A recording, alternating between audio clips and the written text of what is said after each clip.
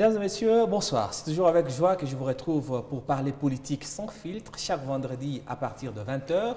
Vous regardez Mikuba Télévision. Cette semaine, l'actualité a été marquée par le discours du chef de l'État à Lubumbashi sur son envie, qui continue à exprimer, son envie de réviser ou de changer carrément de constitution.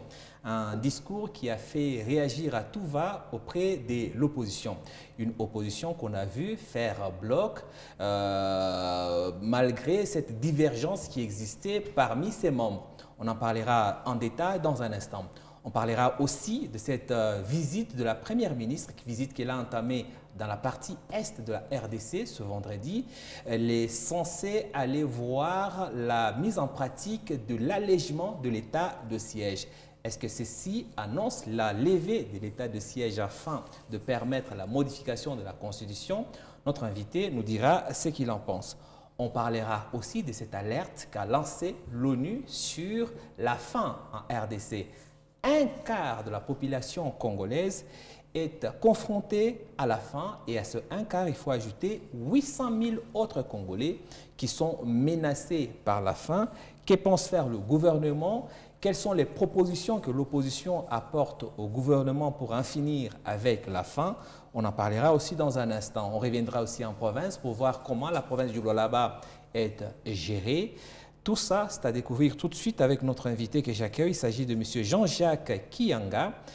Il est cadre de PPRD FCC de Joseph Kabila Kabange. M. Jean-Jacques, bonne arrivée. Merci beaucoup. Bonjour, M. Alain Saint-Pierre. Nous sommes honorés d'être invités dans ce plateau Mikuba, encore pour éclairer l'opinion publique sur les événements politiques auxquels nous sommes en train d'assister actuellement. Il est vraiment très important que l'opinion soit éclairée afin que l'opinion publique ne puisse pas tomber dans l'erreur ou dans la manipulation du pouvoir en place. Ouais, c'est très bien vos propos, éclairer le public, ce public qui a du mal à lire un peu sur la feuille de route du FCCL Joseph Kabila. On vous a vu ensemble avec les opposants, notamment les katombistes, les fayoulistes. Vous n'êtes plus dans la résistance, vous êtes maintenant dans l'opposition? En fait, le PPRD est encore dans la résistance. Mais il y a les points de convergence avec les autres forces de l'opposition. Le point de convergence est tel que nous ne voulons pas que l'on puisse toucher à l'intégrité nationale.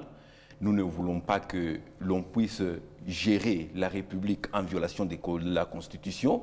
Nous ne voulons pas que quelqu'un puisse changer la Constitution dans le but de s'éterniser au pouvoir. Et voilà tous ces points-là de convergence qui ont fait en sorte que les forces politiques puissent se mettre ensemble pour notamment barrer la route à cette manœuvre.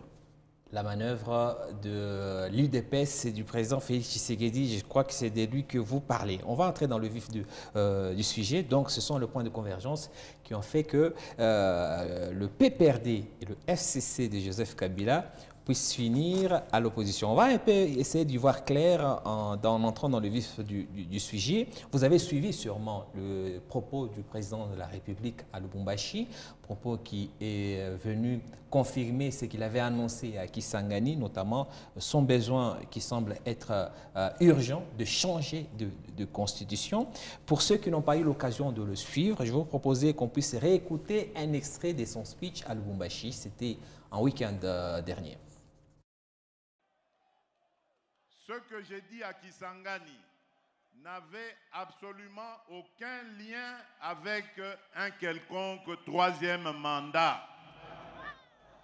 Mais vous avez entendu que cette fameuse opposition qui n'a rien à proposer, qui avait mordu la poussière très sérieusement lors des dernières élections, cette fameuse opposition cherche à manipuler la population en disant non au troisième mandat. Qui leur a parlé de troisième mandat? Alors qu'il y a un fameux article, le 217, qui consacre carrément la vente de notre souveraineté à des États africains Nous n'avons pas le droit de revoir ça. Est-ce que vous entendez ça? Et il y a des hommes de Dieu qui ont osé prendre la parole pour défendre cette ignominie. Mes chers amis, je vous ai dit que le pays est en danger. Le pays est en danger et je crois que je suis l'un des Congolais les mieux placés pour comprendre cela. Tout ce qui a été fait contre notre pays n'a pas commencé aujourd'hui. Ça a commencé en 2002 ou 2003 à Sun City en Afrique du Sud, à la fin du fameux dialogue intercongolais. C'est là qu'on a apporté cette fameuse constitution, un lambeau de constitution qui allait ensuite être développé pour faire croire que c'est une constitution qui a été conçue par les Congolais. On veut nous obliger à abandonner une part de notre souveraineté à des États voisins. Et on nous dit que nous n'avons pas le droit de revoir ça. Qui est celui-là qui va m'interdire, moi, le garant de la nation, à ne pas faire ça?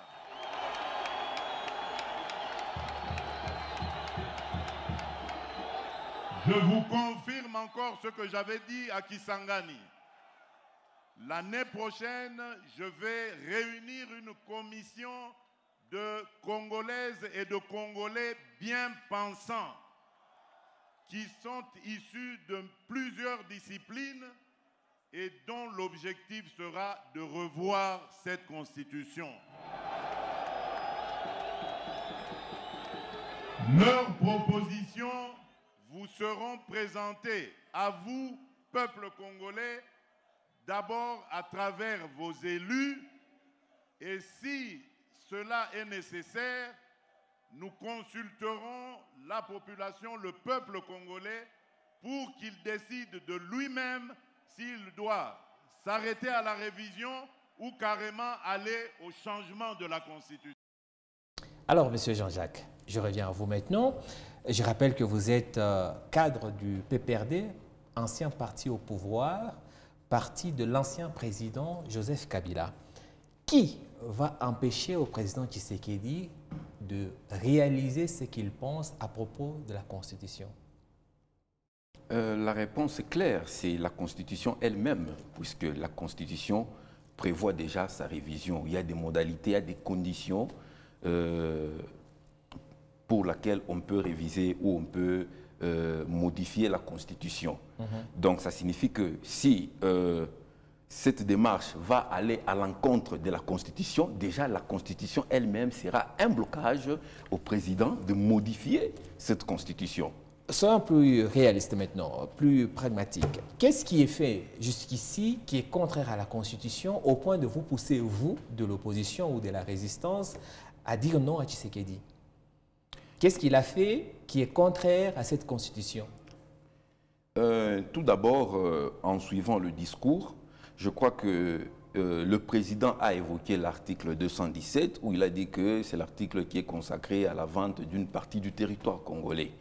Ce qui n'est pas du tout correct. Pourquoi? Puisque la Constitution d'abord est rédigée en français. Si nous allons lire cet article-là 217 où on nous dit « La République démocratique du Congo peut conclure », donc il y a le verbe « pouvoir » là-bas. Ça signifie que vous avez un pouvoir, il y a le libre arbitre, il n'y a pas de l'imposition, il y a un choix opéré. Peut conclure des traités ou des accords d'associations ou de communautés comportant l'abandon partiel de la souveraineté en vue de promouvoir l'unité africaine. Justement, Voilà. c'est à ce niveau-là. Comment est-ce que vous, les kabylistes, avez-vous pu mettre un piège comme ça dans notre loi fondamentale? Au fait, ce n'est pas un piège. Ce n'est pas un piège d'abord parce que le verbe est clair. Peut conclure, on peut ou ne pas. Oui, mais attendez. Voilà. Peut ou ne pas. Oui. Mais si on c'est ça ce que Tshisekedi dit, le président, le problème, ce n'est pas lui. Le problème, c'est qu'il parle des générations futures. Si demain, on a à la tête du pays quelqu'un qui a envie de morceler notre pays, s'il décide de morceler notre pays sur base de cet article, vous ne voyez pas qu'on met déjà l'avenir de notre pays en danger? Personne ne peut prendre cette décision. Pourquoi? Parce que cet article est accompagné par l'article 214 dans son alinéa 2 qui dit « Nulle cession, nulle adjonction, nul échange de territoire n'est valable sans l'accord du peuple congolais consulté par voie de référendum. » Donc ça signifie qu'il y a déjà un mécanisme pour lequel l'individu ne peut pas se réveiller du jour au lendemain et dire que non, voilà, je vends une partie du territoire congolais. Ça ne peut pas marcher, ça ne marchera pas comme ça. Et pour que cela soit possible, il fallait passer par la consultation du peuple congolais. Et si le peuple congolais va être d'accord d'ajouter ou de céder ou peut-être de faire quelque chose sur le territoire congolais, en ce moment-là, ça peut passer. Donc, c'est par la voie obligée du peuple congolais. Voilà un peu le mécanisme. Donc, c'est bien structuré et donc la Constitution protège correctement l'intégrité territoriale et même la souveraineté de l'État. Vous avez été témoin du déroulement des dernières élections dans notre pays. Un référendum, c'est une élection. Beaucoup ont décrié les résultats. Aujourd'hui, tous ceux qui sont dans l'opposition ne croient pas aux résultats, notamment législatifs, même présidentiels. On pense que la CENI a fabriqué les résultats. Qu'est-ce qui empêcherait un président d'avoir envie de morceler notre pays et de faire un référendum dont lui-même prépare déjà les résultats? Qu'est-ce qui vous gêne dans l'envie du président de la République d'enlever cette possibilité-là? Ça veut dire que même si le peuple accepte, mais qu'on enlève seulement ce choix-là. Où est le problème? Qu'est-ce qui vous dérange dans ça? En fait, nous sommes en Afrique et où les ambitions des États africains étaient celles de créer les États-Unis d'Afrique, bon, comme nous le voyons sous d'autres cieux. Voilà pourquoi est-ce que cet article ici a été adopté. Mais on vous dit, vous pouvez. Ça signifie qu'on ne vous oblige à personne n'est venu obliger à la République démocratique du Congo de céder une partie de son territoire. Voilà un peu d'abord la première des choses. Et maintenant, aujourd'hui, est-ce que le moment est opportun? Puisque nous avons déjà une partie du territoire congolais sur laquelle il ne se fait pas sentir l'autorité de l'État, où l'État n'a pas contrôle, tels que les Bunagana, Rutshuru, il y a plusieurs localités à l'est de la République qui sont sous contrôle des rebelles. Oui. Voilà. Mais vous, de PPRD, on peut comprendre que les gens des Ensemble, les Fayoulou, puissent se plaindre de l'envie de Tshisekedi de modifier la Constitution. Mais pas vous, les gens de PPRD. Vous avez déjà touché à cette Constitution. Vous l'avez modifiée en 2011 contre la volonté et du peuple et même de l'opposition. Maintenant, aujourd'hui, quand vous vous placez en donneur de leçons, vous ne pensez pas que c'est un peu exagéré?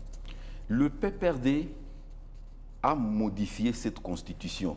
Bien sûr, le PPRD n'avait pas touché aux dispositions intangibles. Il y a eu 8 articles qui ont été modifiés en 2011. Le premier article, qui est l'article 71, qui parle de l'organisation de l'exercice du pouvoir, où on était dans les élections à 2 tours, on est passé dans les élections à un seul tour.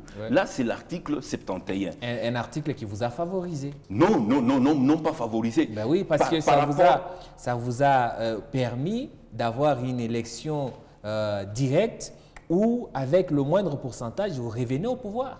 Aucunement pas. Par rapport à la circonstance dans laquelle on se retrouvait, le budget, on avait un budget de combien en 2011? Il n'y avait pas du tout de budget. Mais quand vous voyez le budget des élections, c'était un budget qui partait de 1,5 milliard. C'était déjà des trop alors qu'on avait un budget de 4 milliards. Si ce n'est pas normal de prendre déjà, je crois, le 1/3 de budget pour uniquement organiser les élections, alors que nous avons aussi des questions prioritaires sur lesquelles nous devons résoudre. Et c'est sur base de ça, on s'est dit, oh, il faudrait diminuer sensiblement le coût des élections et passer aux élections à un seul tour. Et donc le président élu est élu à la majorité exprimée par le suffrage. La majorité simple, c'est qui cause aussi un problème de légitimité pour le président élu parce qu'il est élu par le moins de Congolais possible. Même à deux tours, c'était toujours à la majorité simple. Revenons un peu sur le principe. Cette constitution prévoit des mécanismes de sa révision. En quoi est-ce que Tshisekedi, qui propose une révision, pêche-t-il? C'est de ça que nous venons de parler. Mais oui, mais... Le pays est assiégé. Le moment n'est pas opportun. Le président vient de réaliser maintenant 6 ans au pouvoir.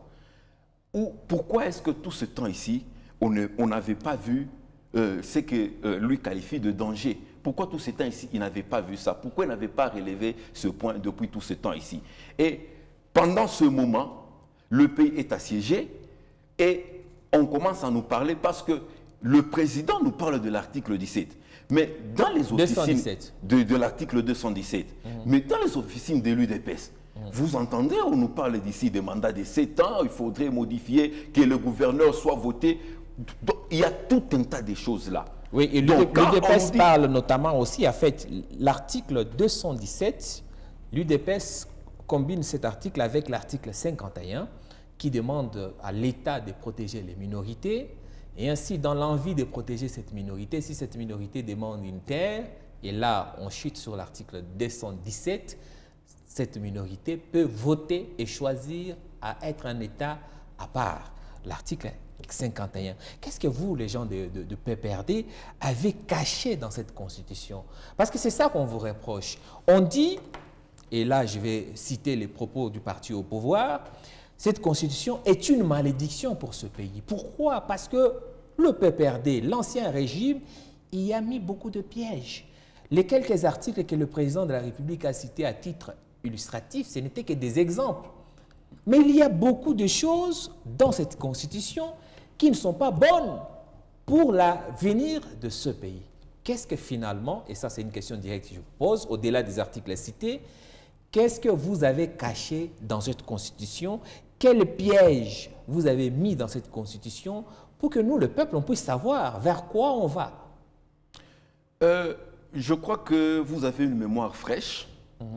Aujourd'hui, les mêmes professeurs constitutionnalistes qui ont pris part à la rédaction de cette constitution, entre autres le professeur Njoli, le professeur Mbata, qui a dit même que c'est la meilleure constitution.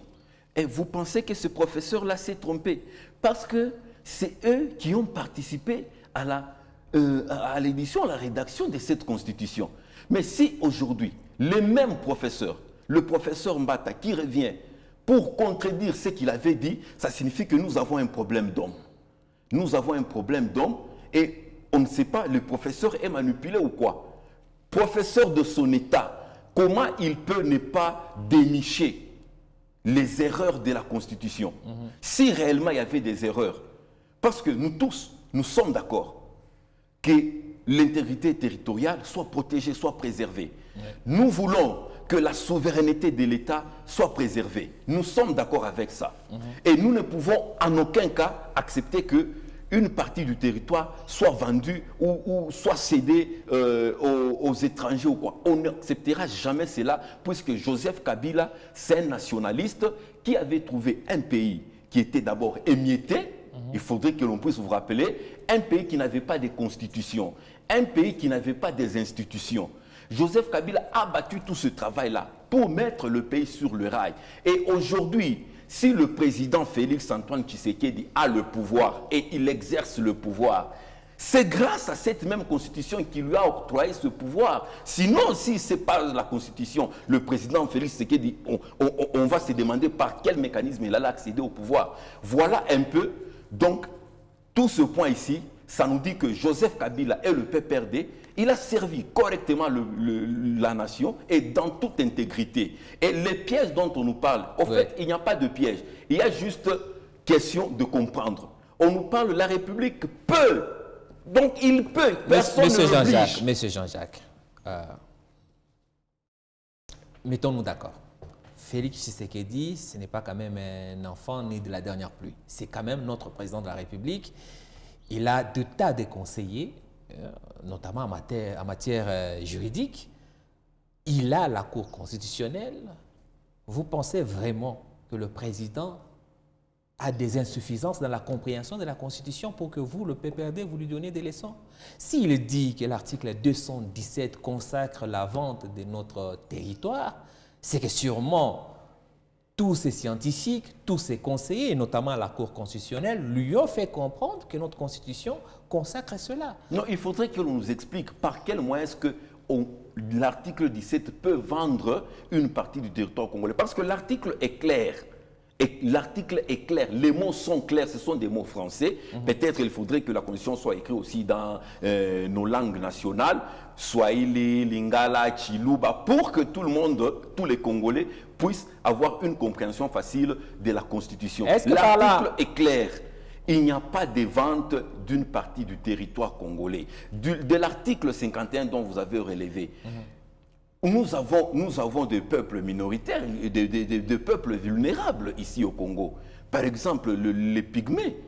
Mais c'est un peuple que nous devons protéger. Mais cela ne veut pas dire que les Pygmées vont demander leur indépendance et qu'ils aient leur pays à part. Non, les Pygmées sont d'origine de la République démocratique du Congo, qui sont de la République démocratique du Congo, et il faut les préserver pour que cette diversité des races ou des espèces ne puisse pas se perdre. Le cas que nous avions aussi assisté dans le tas avec le Rwanda, où il fallait préserver le peuple Tutsi, puisque le peuple Tutsi était minoritaire. Et la communauté internationale a voulu que ce peuple-là soit préservé pour que l'on puisse conserver la race. Bon, ça c'est de l'humanisme. Mais cet article-là ne veut pas dire qu'un peuple va se réveiller le matin pour dire que voilà, aujourd'hui nous demandons notre indépendance. Non.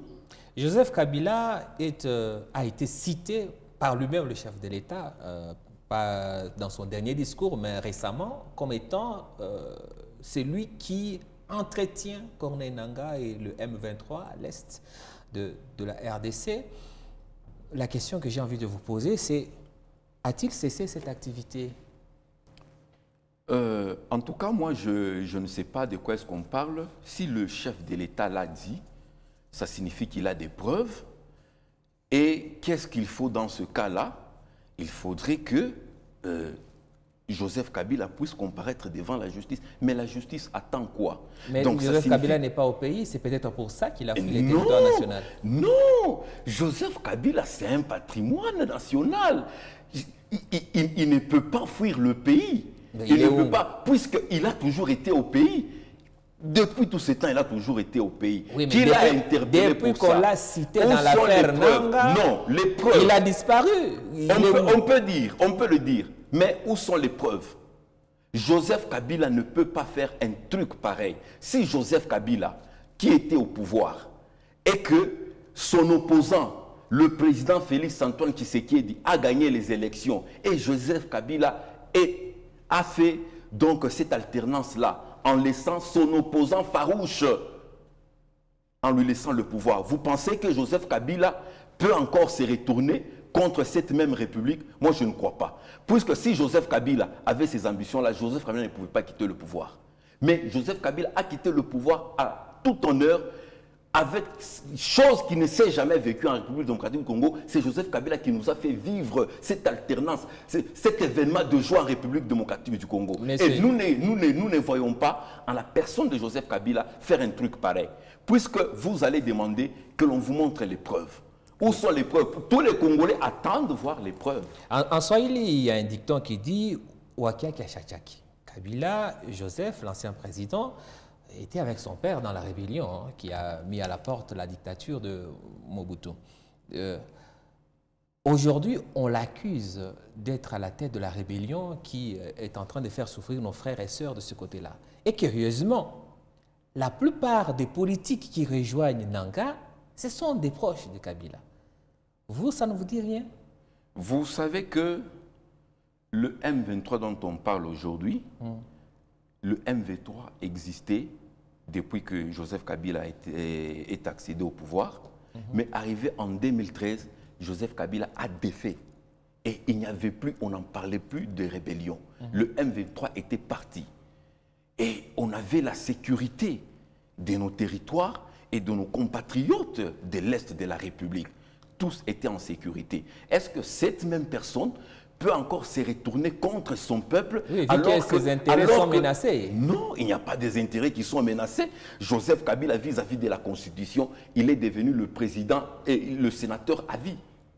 Okay. Qu'est-ce qu'il a comme intérêt à venir menacer la République? Je crois que ça, c'est un faux débat et nous devons clore ces débats parce qu'il n'y a même pas de preuves. Les choses qui sont dites sur lui, vous allez vous rappeler que depuis longtemps, le régime UDPS qui est au pouvoir aujourd'hui a tout dit sur Joseph Kabila. L'UDPS nous a dit que Joseph Kabila n'était pas Joseph Kabila. L'UDPS nous a dit que le père de Joseph Kabila n'était pas le père de Joseph Kabila. L'UDPS nous a dit que voilà, il n'est pas congolais, il n'est pas tout ceci. Et quand l'UDPS avait accédé au pouvoir, qu'est-ce que l'UDPS a dit? L'UDPS a dit que le Joseph Kabila, c'est un fils digne du pays. Ils ont même dit un adage où il disait Azamou Kwantombolo. Ça c'est l'UDPS. Donc, dans la personne de Joseph Kabila, si l'UDPS aujourd'hui va venir encore retourner le discours, ça ne va pas nous étonner. Pourquoi? Parce que c'est dans sa manière, c'est dans son mode opératoire. S'il y avait une plainte déposée contre Joseph Kabila pour haute trahison, il irait répondre devant son juge naturel? Bien sûr qu'il va répondre. Il va répondre. Il va répondre. Revenons à la modification de la Constitution. Si aujourd'hui on change de Constitution, vous ne voyez pas que c'est une bonne occasion pour vous, les kabylistes, de voir, parce que si on change de constitution, on change de république, et donc les comptages de mandats est remis à zéro, et pour Tshisekedi et pour Kabila. N'est-ce pas là une occasion pour vous, pour Joseph Kabila, de revenir au pouvoir? Non, le PPRD n'est pas dans cette démarche. Pourquoi? Parce que le PPRD a voulu que la République puisse se développer, la République puisse évoluer. Nous n'allons pas accepter, au point que nous avions amené le pays jusqu'à avoir de l'alternance, revenir encore dans la case de départ pour... Non, il y a les élections sont c'est comme une compétition, celui qui gagne l'emporte. Et donc, nous restons dans cette démarche. En 2028, le mandat du président Félix Tshisekedi prend fin, il y aura élection, il y aura des candidats qui vont se présenter. Kabila et le Congolais qui va... Kabila peut-il postuler en 2028 à l'état actuel de choses? Et évidemment, parce que nulle part la Constitution l'interdit de postuler. Il a fait ses 2 mandats, c'est bon, non? Oui, bien sûr que la Constitution parle des 2 mandats successifs. Il n'y a pas 2 mandats successifs. Oui. Il n'y a qu'un seul mandat renouvelable une seule fois. Il ne peut pas revenir en 2028. Kabila a déjà quitté le pouvoir et donc vis-à-vis de la Constitution actuelle, il a déjà laissé le pouvoir. C'est pour ça. C'est pour ça. Attendez, monsieur Jean-Jacques. C'est pour ça que la modification de la Constitution est essentielle. Parce que notre Constitution est floue sur certaines notions. Mais pourquoi est-ce que si la loi n'interdit pas, vous vous interdirez à certains Congolais, à certains nationalistes de servir leur pays? Pourquoi vous allez l'interdire? Puisque la Constitution elle-même ne l'interdit pas. Pourquoi vous allez l'interdire? Oui, mais Joseph Kabila n'a-t-il pas déjà fait tout ce qu'il pouvait faire pour ce pays? Pourquoi est-ce qu'il doit revenir au pouvoir? Joseph Kabila a fait beaucoup pour ce pays. Joseph Kabila, et il restait encore beaucoup à faire. Ça signifie que s'il a les ambitions de servir son pays, il peut encore revenir pour servir son pays. Nous avions vu aux États-Unis Donald Trump qui avait géré pendant 4 ans et puis il est encore revenu. Après un temps, il revient encore au pouvoir. Donc, personne ne peut interdire à un Congolais de servir son peuple. Son pays. La question phare de notre sujet, c'est changement de la Constitution. Qui pour bloquer Tshisekedi? Moi, je vais poser autrement cette question. On vous a vu vous mettre ensemble avec les autres opposants. Vous du PPRD, vous du FCC, Joseph Kabila, jusqu'où va-t-il aller pour empêcher ce projet de Tshisekedi? Vous savez que la Constitution nous interdit et interdit tout individu de gérer en violation des textes. Okay. Donc ça signifie que s'il y aura un individu qui va gérer la République en violation des textes, la Constitution va le bloquer. Et le peuple souverain a le mot d'ordre Lequel? de voter, ou soit de mettre de côté le candidat, ou soit la personne qui ne gère pas la République en conformant. Plus concrètement, vous allez faire quoi? Vous allez soulever le peuple? Ou vous allez prendre les armes? Il n'y a pas à soulever le peuple. Vous allez faire quoi? Le président a été clair. Ceux qui manipulent la population vont être confrontés à la justice. Vous n'avez plus beaucoup de marge de manœuvre. Si vous dites le contraire de ce que le président dit, ça veut dire que vous manipulez le peuple et vous serez arrêté. Qu'est-ce que vous allez faire? Jusqu'où vous allez aller avec votre sursaut patriotique? La population n'est pas d'accord que l'on puisse changer aujourd'hui la Constitution. Pourquoi? Parce que il y a des points primordiaux sur lesquels il faudrait tabler. La population est en train de chercher à manger aujourd'hui. La population est en souffrance. Il n'y a pas d'emploi. Nous sommes agressés. Il y a tout un tas de choses. Mais il faudrait résoudre d'abord ces problèmes-là. Les besoins primaires de la population, l'économie, la monnaie de la République est en train de se dévaloriser du jour au lendemain. Ce qui rend la vie compliquée. La vie sociale de la population est en train de se détériorer du jour au lendemain. Et donc, il y a des points très importants sur lesquels il faudrait tabler et donner des solutions. Et au lieu de venir nous dire aujourd'hui de la modification de la Constitution qui n'a pas de fondement. Le président de la République lui-même, après son discours de Lubumbashi, il a eu à préciser sa pensée dans une rencontre avec les élus du Haut-Katanga, en précisant que son envie de modifier ou de changer la Constitution, ce n'est pas ça qui va améliorer les quotidiens des Congolais. Il a dit clairement, l'objectif poursuivi, c'est de protéger la nation et pas régler les social de la population. Vous êtes associé dans le sursaut patriotique avec un ancien député, Délice Sanga, qui lui-même, dans son programme aux dernières élections, proposait de revoir 40 articles de cette Constitution. Vous-même du PPRD, vous avez eu déjà, je l'ai dit tout à l'heure, à modifier cette Constitution. Et je repose ma première question que je vous ai posée tout à l'heure.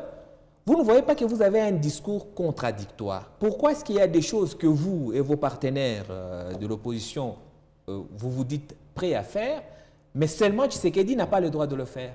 Je vais d'abord rebondir sur votre question où vous dites que le président a dit à Lubumbashi qui n'a pas vraiment à changer les sociales du peuple congolais, mais plutôt beaucoup plus de préserver la souveraineté de la nation ou bien de ce qu'il a parlé.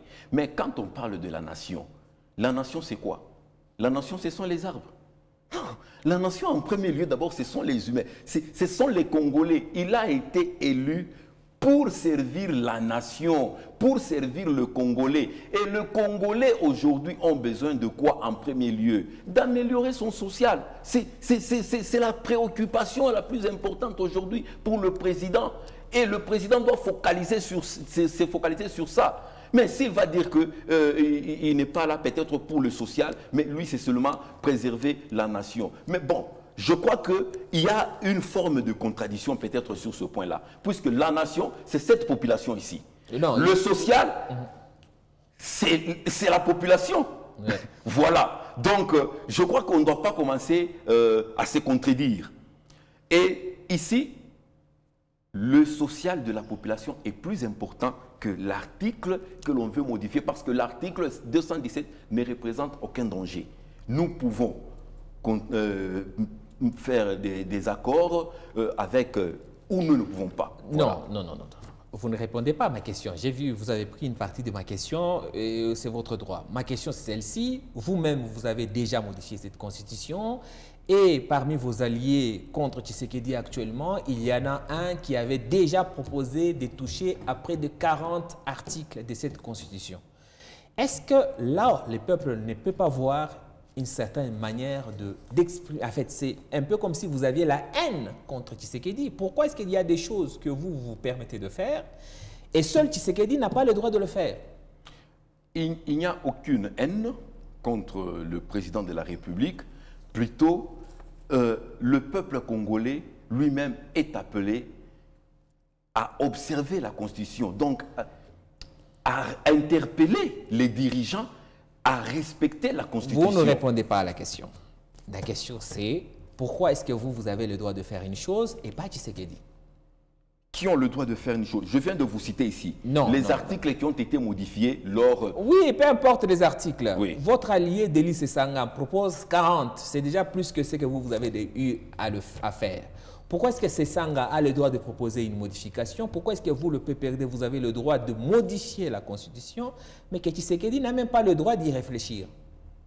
Réfléchir, tout le monde est libre de oui, mais réfléchir. À ce stade ici, Tshisekedi n'est pas en train de modifier la Constitution, il ne fait que réfléchir. Pourquoi est-ce que vous prévoyez des marches? Pourquoi est-ce que vous êtes en train de vous unir avec vos anciens ennemis? Tout le monde est libre de réfléchir. Oui. Et même si Delis Esanga l'a dit, il est aussi libre de réfléchir. Mais je vous dis ici que la Constitution prévoit déjà sa révision. Oui. Si vous allez faire votre révision ou la modification de la Constitution qui n'est pas conforme avec les textes, donc ça signifie que là, vous péchez contre la République, vous péchez même contre la Constitution. On peut se mettre donc d'accord qu'à ce stade, Félix Tshisekedi, malgré son propos et la manière de dire les choses, il n'a encore rien fait de mal. Il ne fait que réfléchir. Vous êtes d'accord avec moi? Le président est libre de réfléchir. Mais là où il y a un problème, c'est quand il affirme qu'il va effectivement changer cette constitution et changer, je ne sais pas, modifier la constitution. C'est là que ça pose problème. C'est là que ça pose problème. C'est là que ça pose problème. D'accord. Mais il est libre de réfléchir. Tout Congolais est libre de réfléchir. Oui, mais mettons-nous d'accord. Ce n'est pas encore le moment de s'entretuer parce qu'il n'a fait aucune action alors dans le sens de modifier la Constitution. Il promet d'ailleurs de mettre en place une commission qui va réfléchir sur ce qui est modifiable ou pas et qu'au final, ce sera au peuple de décider. Ce n'est pas anticonstitutionnel de demander au peuple d'avoir le dernier mot. Non, écoutez, quand on parle d'un article, il faudrait que l'on nous dise l'article a péché à quel niveau, mais ça et sera, quels sont des amendements, quelles sont des modifications que l'on peut apporter. Monsieur Parce qu'il faudrait on va finir par là. Éclairer l'opinion. C'est très important. Il ne faut pas non plus faire un procès d'intention à Félix Tshisekedi. Vous ne pensez pas que ce serait mieux d'attendre le moment venu, quand il sera question de proposer au peuple de choisir, pour que vous veniez expliquer au peuple que voilà, ce que M. Tshisekedi dit, c'est faux. Pourquoi est-ce qu'il faut à ce moment précis qu'il y ait des marches, des villes mortes, des arrestations, etc. etc. Actuellement, le peuple est très regardant. C'est que la résistance est en train de faire, c'est que l'on ne puisse pas toucher à des articles intangibles. Parce que cela va arracher la liberté des peuples congolais. Vous comprenez? Et par mesure de prudence, il faudrait commencer à interpeller déjà le pouvoir en place que ça, vous ne pouvez pas le faire. Dès maintenant. Dès maintenant déjà, il faudrait que le pouvoir en place le comprenne qu'il y a des choses que le pouvoir ne peut pas faire et il y a des choses qui sont permis de faire. Est-ce que comme votre allié dans le sursaut patriotique, Moïse Katumbi, vous pensez que Félix Tshisekedi ne reculera devant rien pour se maintenir au pouvoir au-delà de son second mandat? Et là, je cite Moïse Katumbi, second mandat usurpé, et assume avec grande fierté son statut de dictateur. Est-ce que vous pensez que Tshisekedi va aller au-delà de 2028 et qu'il est dictateur? Ça, ce sont les propos de Katumbi que je cite. Il peut... Bon, Katumbi est libre... Tel que vous voyez les choses ses analyses, dans ses analyses... Est-ce que vous êtes d'accord? C'est votre allié dans l'opposition. Il dit cela. Est-ce que vous avez la même lecture. Oui. Il a fait sa lecture. Dans sa lecture, dans ses analyses, il y a ce qu'il est en train de voir. Peut-être qu'il est en train de voir que le président a l'intention d'aller au-delà de son mandat. Ce qui est contre même la Constitution. Et par mesure de prudence, il faudra commencer à rappeler, déjà à interpeller qu'en 2028, c'est la fin du mandat du président Félix-Antoine Tshisekedi et nous allons aller aux élections et il y aura un nouveau élu, président de la République, qui va continuer avec les affaires de l'État. Après les discours du chef de l'État Kisangani, l'opposant Fayoulou votre allié, votre autre allié de l'opposition. Je ne sais pas s'il y aura signature de charte d'opposition, on ne sait pas encore. Mais bon, il avait demandé au pasteur du président, le pasteur Roland Dallot, d'interpeller son fidèle par rapport à cette dérive dictatoriale, je cite encore Fayoulou. Le pasteur Roland Dallot a eu quelques moments de prédication cette semaine.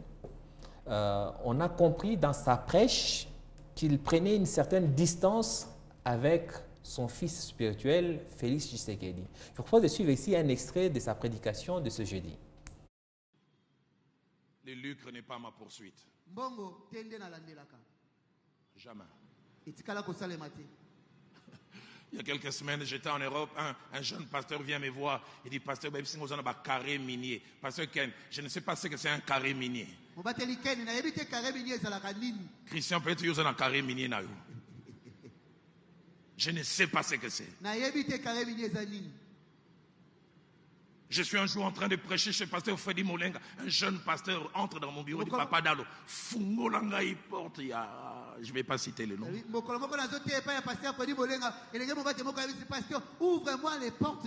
J'ai dit, si Dieu veut que tu entres, tu entreras. Ah, il me dit, ah, vieux Dallot, vous ne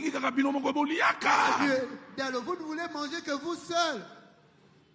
Mon épouse est là et d'autres peuvent témoigner. Je ne mange pas à cause de cette personne-là. Ça fait 6 ans que je le côtoie. Je ne lui ai jamais demandé l'argent. Et je ne le demanderai jamais.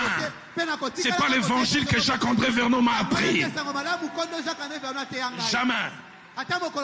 Je suis en Europe, quelqu'un me dit, Dallot, il semble que on dit que c'est toi qui manges la dîme du coltan et du cobalt. C'est lui à qui vous pensez, j'ai jamais vu sa dîme. Jamais. J'ai jamais vu ça. J'ai appris auprès de Jacques-André Verneau. La dîme, on la dépose dans les paniers de l'église. Je suis jamais allé et je n'irai jamais à la maison chercher cela. Mais en même temps, j'ai dit, quand on a des rapports particuliers avec l'argent, Dieu s'est donné par des bonnes voies. Et il sait bien les faire. Ouais, ces propos du pasteur Roland Dallot sont à compléter par rapport à son autre prédication, toujours au même endroit, hein, la même convention Bunda 2021, plutôt Bunda 21, où il a affirmé qu'il est déçu de l'état actuel du pays, notamment un pays qui protège des vrais voleurs, des grands voleurs, ceux qui détournent les fonds publics, et des petits voleurs du marché, eux, sont traqués par la justice. Il est donc déçu par la gestion l'actuelle gestion du pays. Est-ce une bonne nouvelle pour vous que le président de la République se voit ainsi traité par son pasteur? D'abord, ce n'est pas un secret aux yeux des Congolais. Ce n'est pas un secret que la République démocratique du Congo a sensiblement régressé sur le plan social, sur le plan économique, sur le plan politique, sur plusieurs plans. Et donc, si son pasteur va le dire, c'est tout à fait normal parce que tout le Congolais l'a déjà compris. Tout le Congolais a déjà compris que dans ce régime, depuis que 2019 a commencé jusqu'à aujourd'hui, il y a beaucoup de choses que les Congolais ont perdues. Les Congolais ont perdu leur pouvoir d'achat. Les Congolais ont régressé sur le plan social. Les Congolais ont régressé sur le plan politique. Et si vous voyez ce qui se passe aujourd'hui, vous suivez le rapport de l'IGF. On traitait ça des voleurs, les gens des détourneurs. Qui est celui-là qui a déjà été incarcéré pour les détournements et qui est le détourneur qui a déjà eu à rembourser l'argent dans les caisses de l'État? Il n'y en a pas. Vous avez suivi le ministre sortant qui on a traité, qu'il a détourné plusieurs millions. Le ministre des Finances? Le ministre de Finances, le ministre sortant. Mais qui l'interpelle? La justice devrait s'en occuper. La population a besoin de voir clair. L'argent qui est en train de partir en fumée. Mais venant de vous, mais si nous disons aujourd'hui que... c'est pas un peu exagéré? Vous aussi, vous avez protégé vos voleurs à vous. Qui est celui-là qui a détourné des millions et qui les protégeait?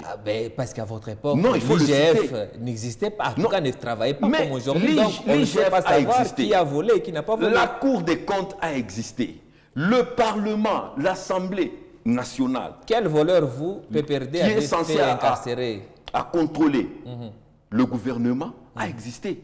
Et qui est celui-là qui a détourné de l'argent qui n'a pas été interpellé par l'État congolais? Il n'y avait donc pas de détourneurs Pas comme aujourd'hui. Ah, pas comme aujourd'hui. Il y a des détournements. Et c'est en termes de millions. Ce qui nous étonne, c'est en termes de millions qui sont en train de partir. Vous allez entendre le projet Chile-Gelou. Il y a eu de l'argent qui ont été détournés et on n'en parle plus. Le projet Chanjou, on n'en parle plus. Oh, le projet 145 territoires, on n'en parle plus. Où est parti cet argent? Même ce qu'on nous a parlé ici de forage de puits. Mais on n'a pas de puits. Il n'y a pas de puits, il n'y a pas d'argent, il n'y a pas de puits et personne n'a été condamné. Oui. Voilà un peu dans la situation dans laquelle nous nous retrouvons. Donc le détournement est devenu comme une institution durant ces régimes.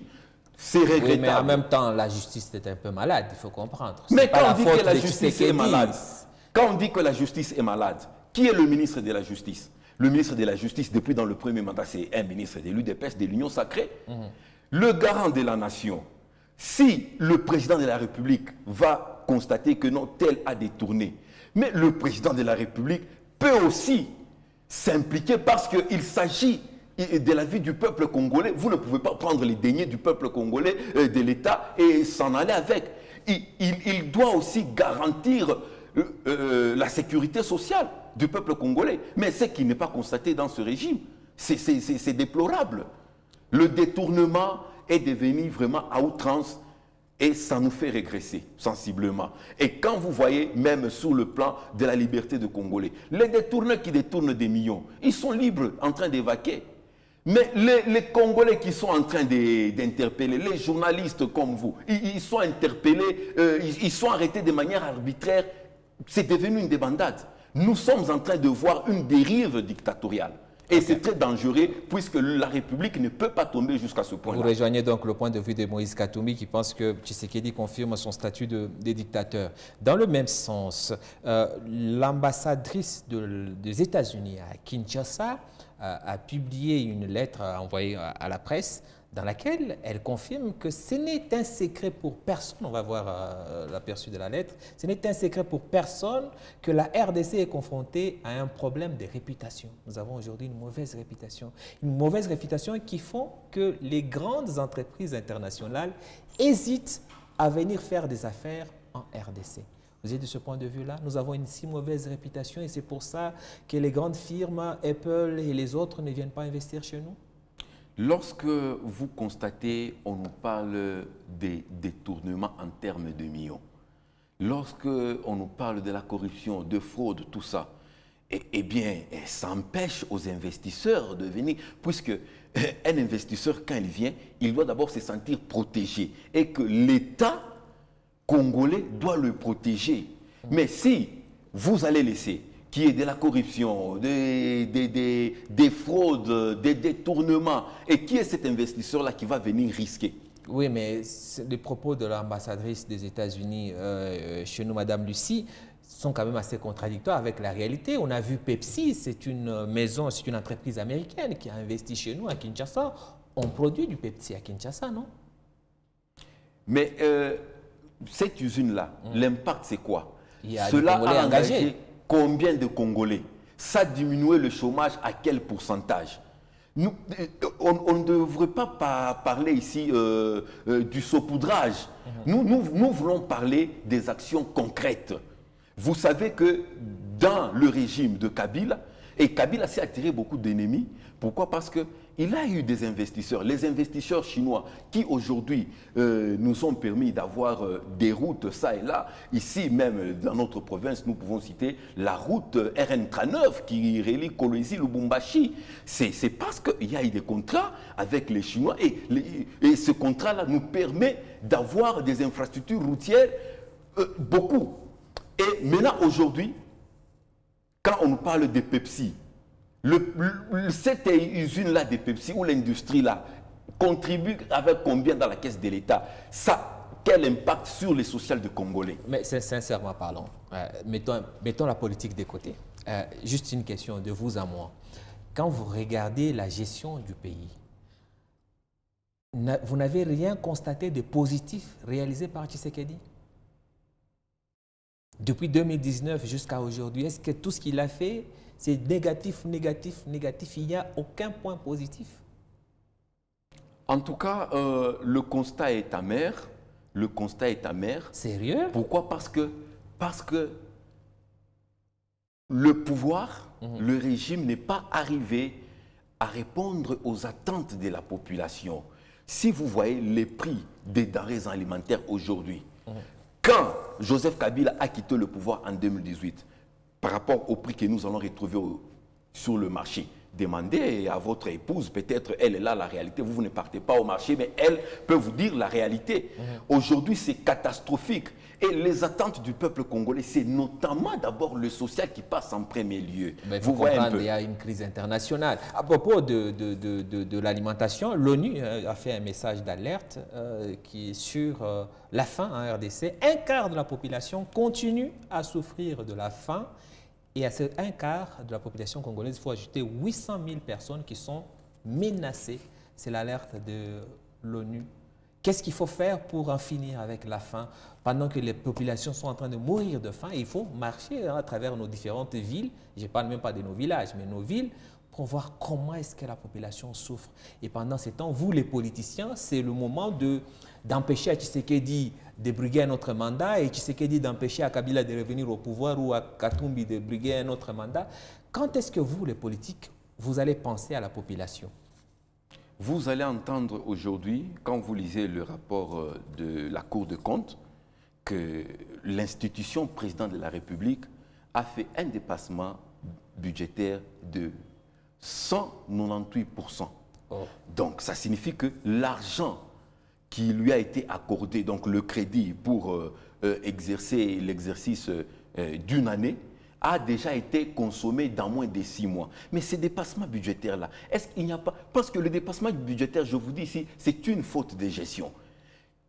Est-ce qu'il n'y a pas moyen que l'on puisse vraiment recadrer le tir et que l'on oriente cet argent-là dans le social, notamment dans l'agriculture, parce que ce sont des secteurs qui doivent donner le développement de la République démocratique du Congo. Quand on nous parle des détournements, aujourd'hui on nous détourne autant. Les institutions politiques, à elles seules, vous consomment déjà 30% du budget. Vous ne voyez pas que c'est de trop. Si vous prenez les institutions politiques, le nombre ils ne dépassent pas, ils ne sont pas plus de 5000 personnes.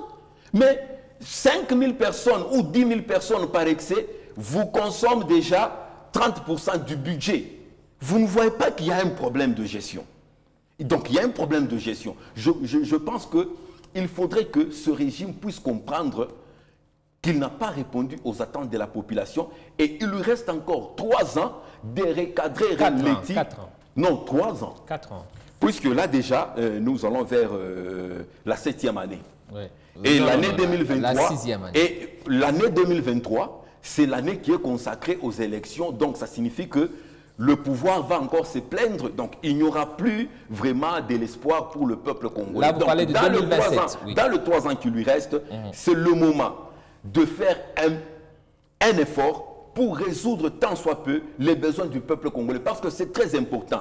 Aujourd'hui, l'UDPS n'a pas de bilan. Si aujourd'hui, vous attaquez Joseph Kabila, parce que son bilan est largement positif par rapport à ce régime. Non, il ne faut pas non plus exagérer. En une phrase, il ne faut pas exagérer que sous Kabila, on mangeait 3 fois par jour. Ça, ce n'est pas la vérité. Il ne faut pas non plus dire des contre-vérités. Mais quand même, la question reste posée. Un quart de population congolaise, un quart, c'est, vous prenez 100 millions de Congolais divisé par 4, ça vous fait 25 millions de Congolais qui n'ont pas de quoi manger, qui souffrent de famine. Quelle proposition vous proposez? Quelle est la proposition que vous offrez à cette population ou au gouvernement en place pour résoudre cette question? Est-ce que c'est seulement réduire le train de vie du gouvernement et arrêter les détourneurs ou il y a une autre solution pour régler cette question qui est urgente? Oui, il y a des propositions, il y a des solutions qui vont nous aider, telles que, d'abord, arrêter le détournement, réduire le train de vie des institutions et donner un grand budget au secteur agricole. Parce que aussi longtemps que nous allons rester à importer, à importer les denrées alimentaires, on ne va jamais se développer. Alors que vous savez très bien que nous avons un très grand espace de terres arables. C'est beaucoup. Nous avons des rivières, nous avons des lacs. Pourquoi est-ce qu'on doit aller chercher à manger à l'extérieur? Donc, les dirigeants qui sont là doivent être interpellés et prendre conscience de travailler pour la République démocratique du Congo. Parce que quand vous voyez sur le plan géographique, sur le plan géopolitique, la République démocratique du Congo a vocation d'être une grande puissance. Et ce qui se pose là, c'est le problème d'homme. Ok, on a compris. Très rapidement maintenant, deux autres sujets d'actualité de la semaine. On note l'arrivée de la première ministre Judith Souminois à l'est de la RDC ce vendredi. Elle est là pour évidemment parler de l'allègement de l'état de siège qui a été décidé depuis 2021 par le chef de l'État. Maintenant, on doit passer à la pratique. Est-ce une bonne chose qu'on allège un peu les mesures de l'état de siège? D'abord, nous devons nous demander pourquoi est-ce que l'état de siège avait été décrété dans cette partie du pays.